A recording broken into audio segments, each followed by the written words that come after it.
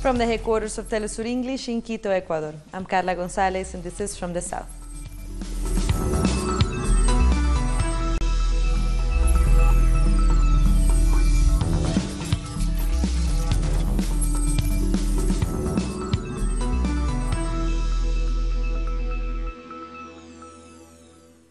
The Brexit deal will return to the British Parliament to be voted before January 21st. The government made this announcement one day after Prime Minister Theresa May delayed the scheduled vote. Meanwhile, May is meeting European leaders in a desperate attempt to save her Brexit deal and her premiership. She has met with Dutch Prime Minister Mark Rutte in the Netherlands and is heading to Berlin to meet German Chancellor Angela Merkel. The United Nations Migration Conference in Morocco is on its second day. Members are discussing the details of the pact signed on Monday. Representatives and UN officials from over 160 countries are attending a plenary meeting to discuss the realities and the opportunities of the Global Compact for Migration. In a landmark agreement, over 160 members signed a pact on safe, orderly and regular migration, despite objection from the United States and a few other countries. This pact is seen as the first international document on managing migration. It lays out 23 objectives to open up legal migration and discourage illegal border crossings. The conference in Marrakesh will launch a process of intergovernmental negotiations leading to the adoption of the compact. As the number of people on the move globally, and it has surged to more than 250 million, now countries have bigger responsibilities with them, according to the UN. Brazil's future foreign minister announced that the country will leave the migration pact. In a tweet, he said the government of Jair Bolsonaro will leave the global pact for migration, an inadequate instrument to cope with the problem. He said immigration shouldn't be treated as a global issue, but as an accord between reality and sovereignty of each country. Chile's foreign ministry has said that the agreement is not in line with its internal policies after refusing to sign this pact. The text discussed at the United Nations clashes with Chile's norms to have a safe, orderly and regular migration. We want to be clear with this. There is a contradiction with our orderly migratory policy, which is regulated and responsible, fundamentally because it doesn't establish with total clarity the distinction between a regular migrant who arrives in our country, instead respecting scrupulously the laws that we have given and an irregular migrant. A federal judge in Argentina has summoned the father and brother of President Mauricio Macri over a corruption case. Franco and Gianfranco Macri are to testify on Thursday in a Buenos Aires court. They have been summoned, accused of paying bribes by their construction company, SOCMA, to secure construction contracts. The alleged bribery took place between 2003 and 2007. U.S. Border Patrol made 32 arrests on Monday at a demonstration organized by a Quaker group at the border separating San Diego from Tijuana, Mexico. The Border Patrol said 31 people were arrested for trespassing at Monday's demonstration, and one person was arrested for assaulting an officer. About 300 people participated in a demonstration organized by the American Friends Service Committee. The migration caravan is showing its strength, its power to control what is happening here on the border, because nobody is going to cross. It is impossible to cross here. I don't know why they don't even respect this moment of prayer and faith. I know it's an act of disobedience to American laws, but hey, someone has to tell them that they're doing things wrong. 2 Russian military have landed in Venezuela for Air Force training exercises aimed at strengthening its defense capacities. The move comes after a series of meetings in Moscow between President Nicolás Maduro and Russian President Vladimir Putin to build strong bilateral relations.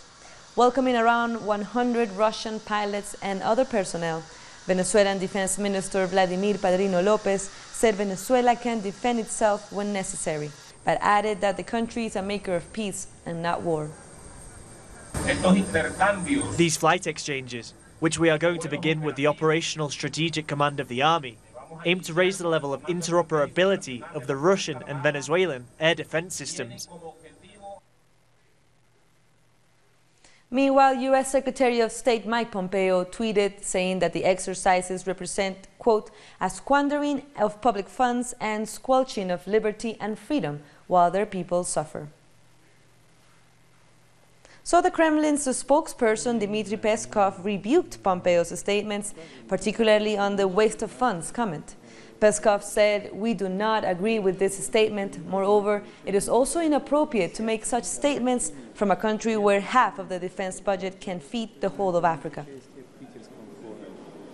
Researchers from Brazil's National Museum have recovered more than 1,500 items after a fire which completely destroyed the building back in September.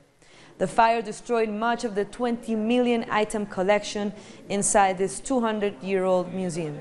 The artifacts recovered so far include Brazilian indigenous arrows, a Peruvian vase, and bone fragments belonging to Lucia, a 12,000-year-old skeleton.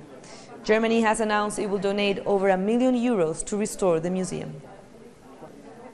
A federal court in Brazil has given the green light to a takeover of Embraer, the country's top plane maker, by the U.S. giant Boeing. The $3.8 billion deal between Embraer and Boeing was proposed in July. Last week, a group of lawmakers from the Workers' Party won an injunction to stop the agreement from going forward. A higher court has now overturned that injunction, allowing Boeing to buy 80% of Embraer. Protests have been called across Brazil to demand the release from prison of the former president Luiz Inácio Lula da Silva. To coincide with the demonstrations, an international conference in defense of democracy is taking place in Sao Paulo. The event brought together leaders of the Workers' Party, the PT, including former President Dilma Rousseff, with representatives of other left-wing movements in Latin America and the world. The PT president says she is confident that Lula will be freed by Christmas. This event is important for Brazil and the world because it shows the affront against Brazilian democracy. Brazilian democracy is suffering for the injustice that President Lula is suffering.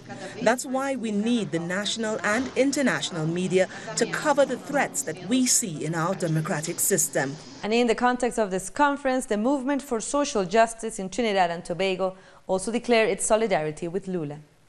Today in Brazil and tomorrow, the Workers' Party of Brazil is having a major international conference in defense of democracy, to which conference the MSJ was actually invited to attend. We are, of course, unable to attend at this time, so in addition to sending a solidarity letter to the conference, to the International Relations Director of the Workers' Party of Brazil, Sister Monica Valente, we are here outside the Brazilian embassy because today in Brazil, as part of the conference, there's going to be a major solidarity activity calling once again for the freedom of President Lula, who was being wrongfully imprisoned in Brazil, calling for his freedom, as well as the end to lawfare against other members of the Workers' Party. In sports, Brazilian football star Marta Vieira da Silva has become the first woman to enter the Maracanã Stadium Hall of Fame. A six-time best world player, Marta's footprints have been placed in the Maracanã's museum to celebrate her achievements. Marta said the award was a victory for every woman and that she hopes that she won't be the only woman to leave her traces there. To come back to Maracanã Stadium to receive this tribute, remembering the moments when we were here, what women's football experienced, everybody that came with us, it's fantastic. It's something incredible. I'm very happy with this new recognition. More stories coming up. We'll be back.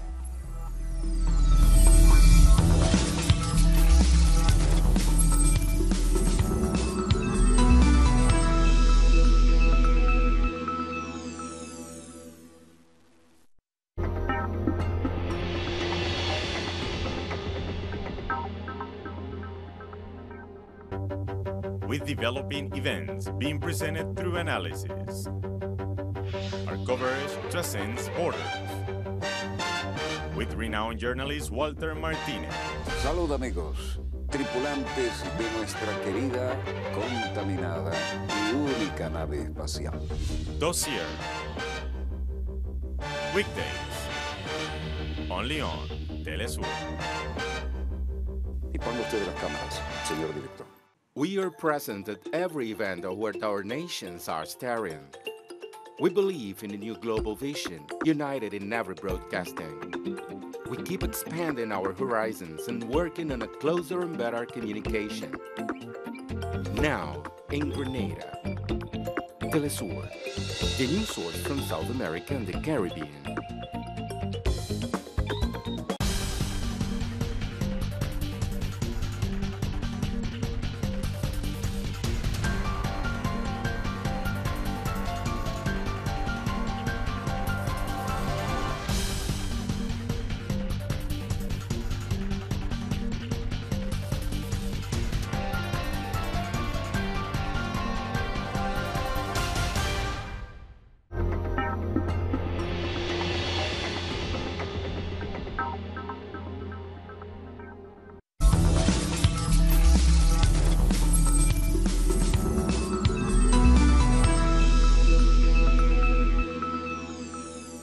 Welcome back. Social organizations in Argentina warn of mobilizations if the state does not solve the housing deficit in the country.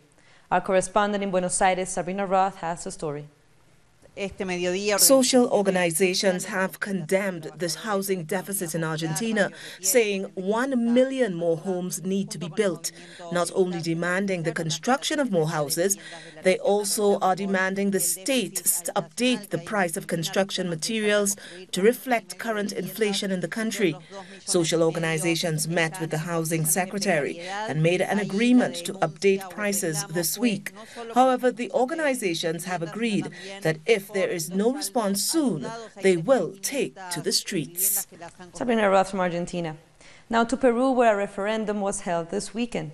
Our correspondent, Veronica Insausti, explains the results. The result of this referendum represents a big slap in the face to the Peruvian political class. More than 85% of the people have voted against immediate re-election of current legislators. There will be no bicameral Congress. The proposal was to create 2 chambers with 130 representatives in one and 50 in another. However, citizens don't want more congressmen.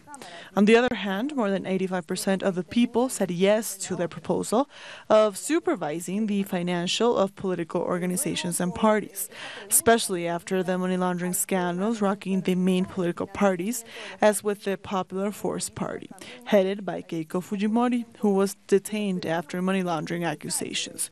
Former President Alan Garcia is under investigation, having been linked to similar accusations, as well as other former presidents, Ollanta Humala and Pedro Pablo.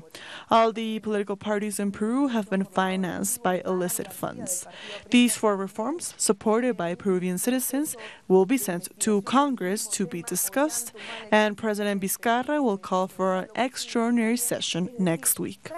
Veronica Insausti from Peru. Now to the Caribbean. A large sum of cash has been stolen from the Piarco International Airport in Trinidad. The island's national carrier, Caribbean Airlines, has confirmed the incident. In a brief statement, the airline says an undisclosed number of money was taken by a man pretending to be a G4S security officer.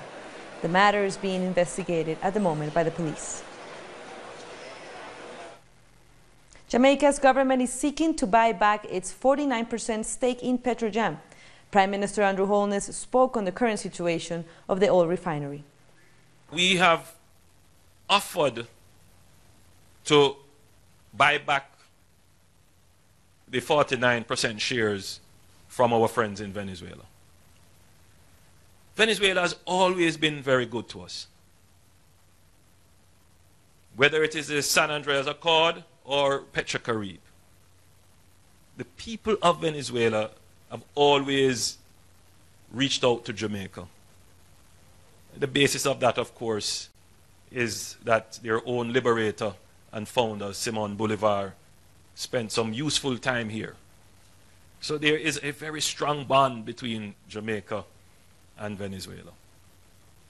But as it is now, with this transaction between Jamaica and Venezuela, Petrojam in its present state, with the present market conditions, the presence of sanctions, the present geopolitical issues, Petrojam is at risk. The government of St. Kitts and Nevis is expected to deliver a basket of goodies when it presents its annual budget on Wednesday.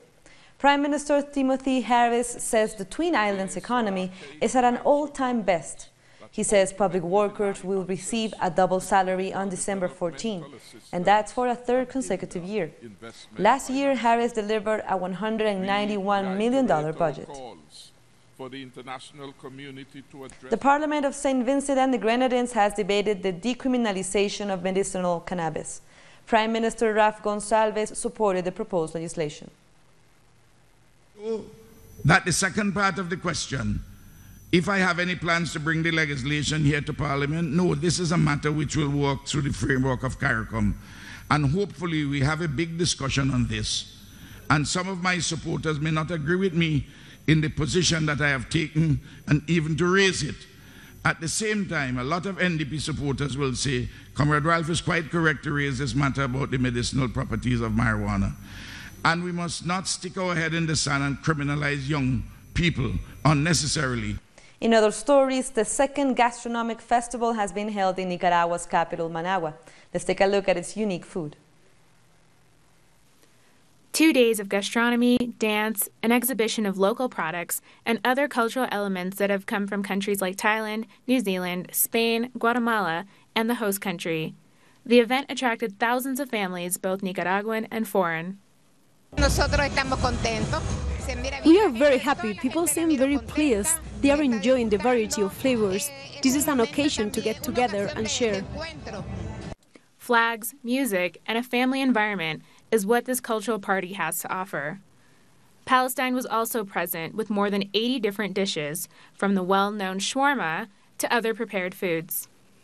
Those of us from Palestine are trying to bring our culture and show it to the whole world. Since we are not allowed in many other places due to the occupation, we are here presenting all kinds of Arab food. Well, not all of it, but a great deal of it. Officials from the Ministry of Tourism said that this festival seeks to unite countries. Apart from the dishes, different articles from each country and touristic information can be found. We are dedicating this festive season of peace, of goodwill, as it's Christmas. It ought to be a moment for families to come together, and we want people to come together. That's what is important. This free event also featured salsa competitions, with prizes related to tourism, with the participation of 25 countries. We're taking one last break, but stay with us.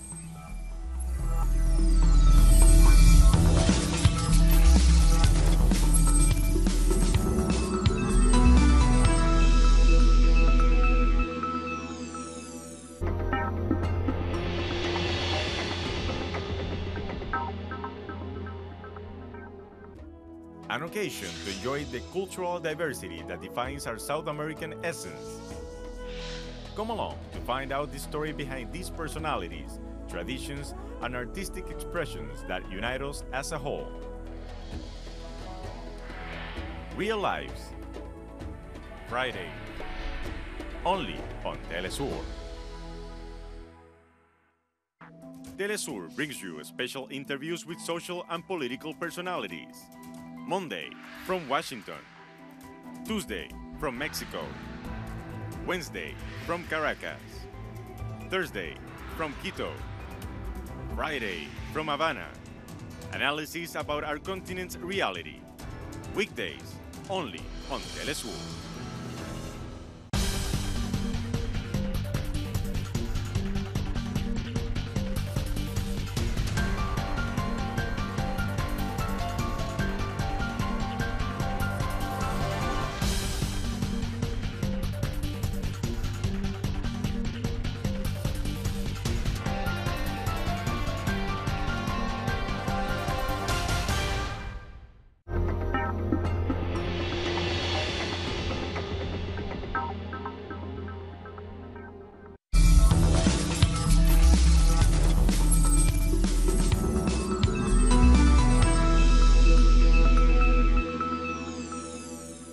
Thank you for joining us again. Israeli forces raided the offices of a news agency in Ramallah on Monday. According to Wafa news agency, soldiers held staff in a room and threatened them. and they demanded that photojournalists hand over film containing images of confrontations and of the raid itself.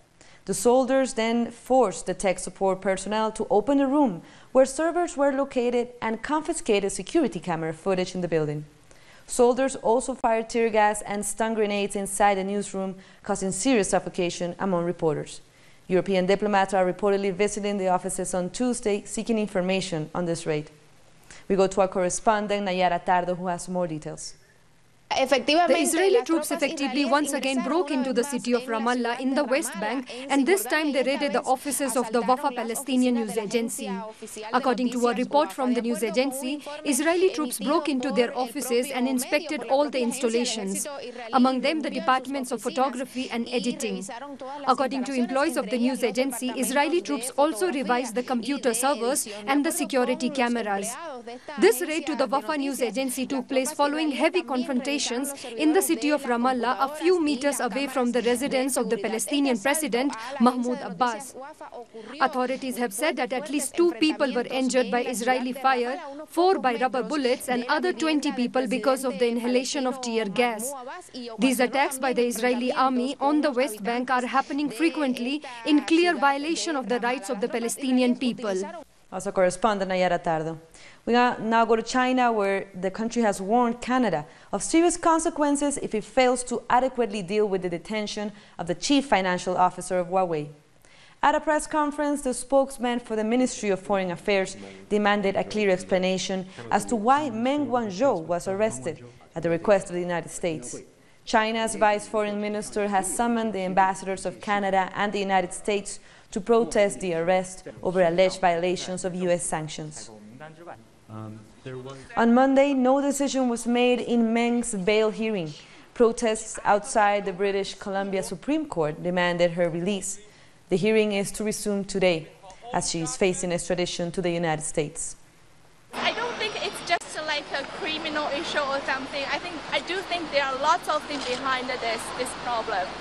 In my opinion, as a mother of all 3 children, and she faced so many challenges and get locked up in a cell, in a women's cell, that she probably never experienced something like that. It's just such a traumatic experience for her, and I feel really, really bad for her. A group of 15 activists in the UK have been convicted under counter-terrorism laws for preventing the takeoff of a flight carrying migrants in the middle of the night. The Stansted 15 prevented the deportation of undocumented migrants from Nigeria, Ghana, and Sierra Leone, allowing them more time to appeal their legal status. At least 1 passenger won the appeal, and others are still in the process.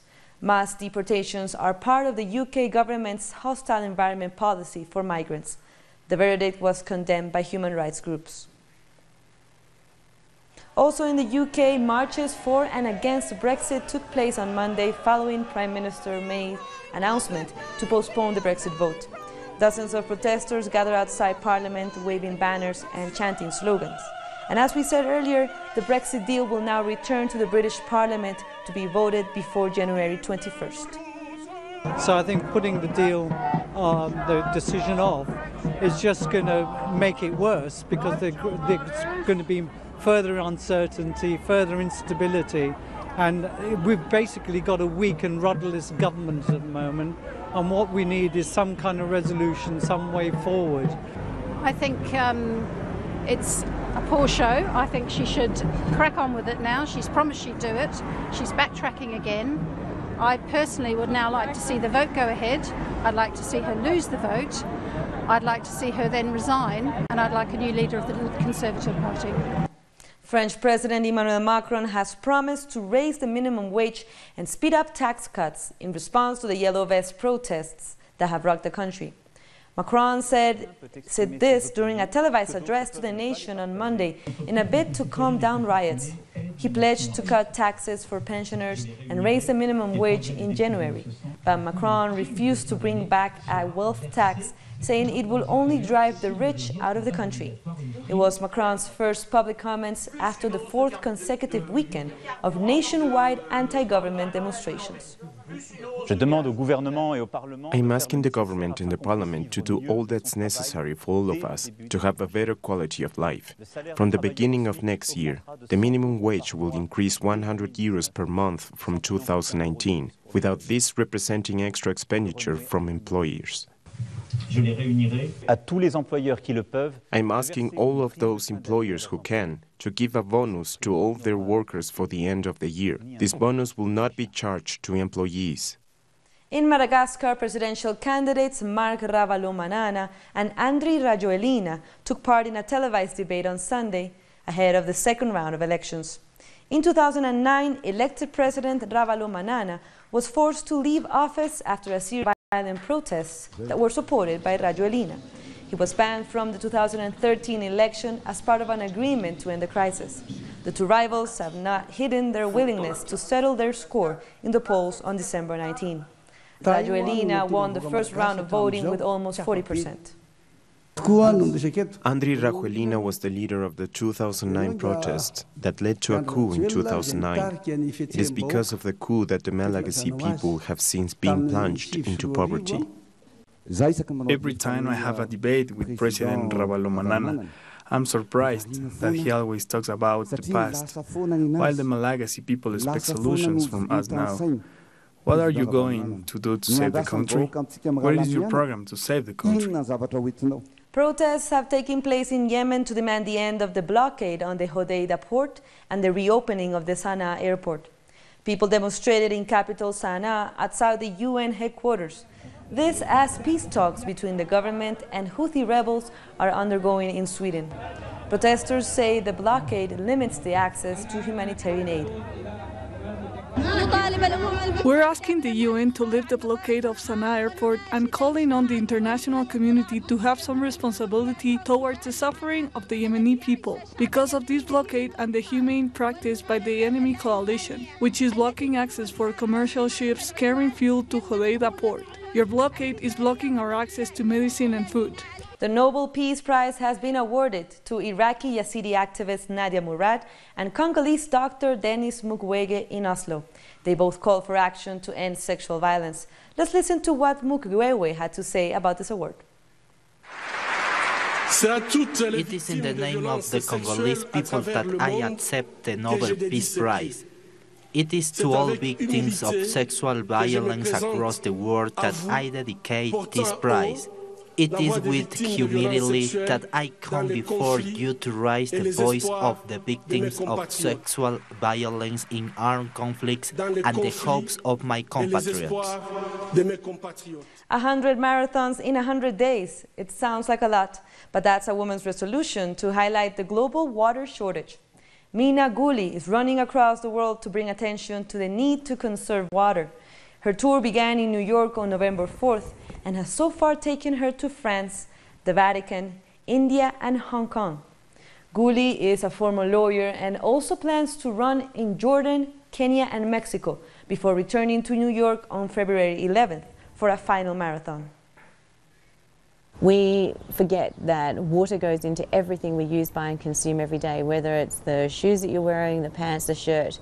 Just what you're wearing today, just that outfit, took more water to make than all the water you have drunk in your entire lifetime. And with that, we come to the end of this news brief, but there's and other stories. As you know, you can find them on our website at telesurenglish.net. And we're on social media as well, so go ahead and follow us. For Telesur English, I'm Carla Gonzalez. Thank you for watching.